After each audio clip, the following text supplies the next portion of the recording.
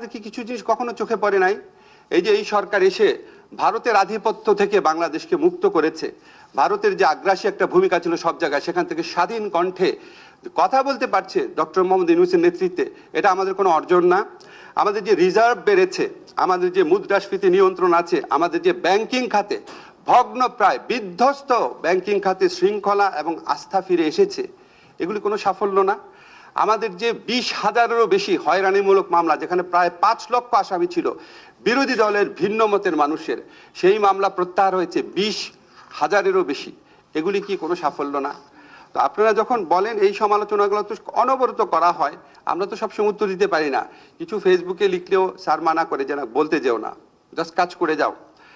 আর ব্যক্তি পর্যায়ে আপনারা বললেন, একজন ভাই বললেন সাইবার বুলিং এর বিরুদ্ধে ব্যবস্থা নিচ্ছেন না কেন?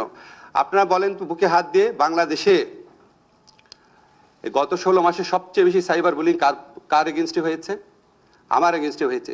চ্যালেঞ্জ করে বললাম আপনাদের, আমার এগেনস্টে হয়েছে। প্রথম 4 মাসে আমার বন্ধুরা খুঁজে বের করেছে, শুধু 4টা ডেডিকেটেড ভিডিও করা হয়েছে আমার সমালোচনা করে।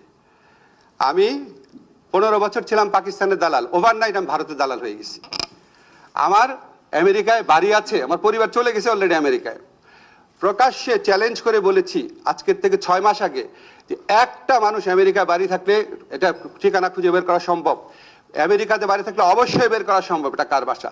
ওপেন চ্যালেঞ্জ করেছি সমস্ত বাংলাদেশ, পৃথিবীতে যত বাঙালি সাংবাদিক ইউটিউবার আছে সবাইকে, খুঁজে বের করতে পারে নাই। তো যেই মিথ্যুক, যে বদমাইশ বা যেই বদমাইশরা এগুলি প্রচার করেছে, তাদের এগেইনস্টে কেউ কিছু বলেছেন? এর চেয়ে বড় সাইবার বুলিং হয় একটা মানুষ যার জীবনে সততা সবচেয়ে বড় অহংকার, তার বিরুদ্ধে এই ধরনের ক্যাম্পেইন করা।